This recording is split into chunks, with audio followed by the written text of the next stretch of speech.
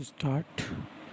अध्यक्ष महोदय, शिक्षा के माध्यम के संबंध में इस सदन में कई सदस्यों ने अपने विचार रखे हैं। सबसे पहले मैं अध्यक्ष महोदय तथा सदन का ध्यान इस बात की ओर दिलाना चाहता हूँ कि शिक्षा कई माध्यमों के द्वारा दी जा सकती है।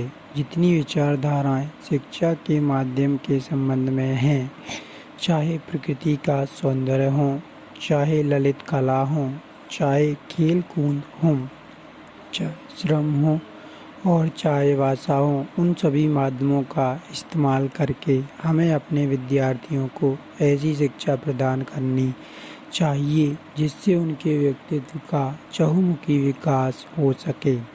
इन सब माध्यमों में भाषा का भी अपना एक महत्व है, लेकिन अफसोस यह है आजकल हम केवल भाषा को ही शिक्षा का माध्यम बनाकर चले, जिसका नतीजा यह हुआ कि केवल किताबी शिक्षा ही हम अपने बच्चों को दे पाए और केवल किताबी शिक्षा से न उनके व्यक्तित्व का ही संपूर्ण विकास हो पाता है और न हम अपनी शिक्षा को ही अच्छे स्तर पर ले जा सकते हैं। इसलिए मैं निवेदन करना चाहता हूँ कि भाषा के अलावा अन्य जितने माध्यम शिक्षा के हैं, उन सब माध्यमों को हमारी शिक्षा प्रणाली में उचित स्थान दिया जाना चाहिए।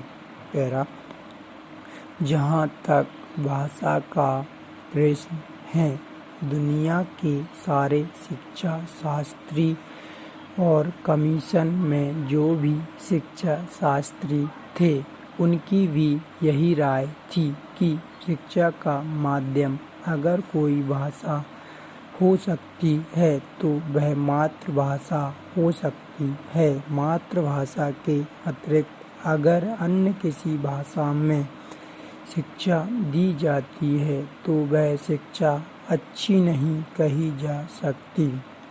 उसमें बच्चों की शक्ति की बहुत हानि होती है। जो शिक्षा हम मातृभाषा के माध्यम से 5 साल में दे सकते हैं, वह दूसरी भाषा के माध्यम से हम 15 साल में भी नहीं दे सकते। यदि यह बच्चे की मातृभाषा नहीं है तो उस भाषा में शिक्षा प्राप्त करने के लिए बच्चे को बहुत अधिक अतिरिक्त मेहनत करनी पड़ेगी तथा अधिक समय भी देना पड़ेगा, जबकि मातृभाषा के माध्यम से वह बहुत कम समय में और बहुत कम मेहनत से शिक्षा प्राप्त कर सकता है। इसलिए आज जो लोग कहते हैं कि शिक्षा का माध्यम अंग्रेजी रखा जाए, वह देश की शिक्षा के बहुत बड़े दुश्मन हैं, क्योंकि मातृभाषा को छोड़कर अगर अंग्रेजी में शिक्षा दी जाती है तो शिक्षा का कभी भी विकास नहीं हो सकता। यदि हम चाहते हैं कि देश के करोड़ों बच्चों को देश के कोने कोने में शिक्षा दी जाए तो केवल मातृभाषा को शिक्षा का माध्यम बनाना होगा।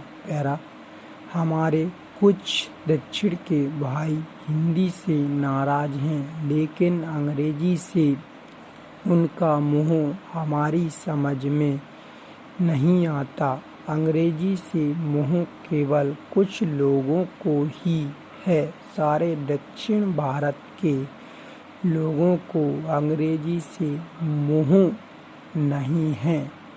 अंग्रेजी से मोह केवल उन्हीं लोगों को है जिन्होंने बहुत पहले अंग्रेजी की शिक्षा प्राप्त की थी और जो आज हमारी सरकारी सेवाओं में ऊंचे पदों पर हैं। स्टार्ट।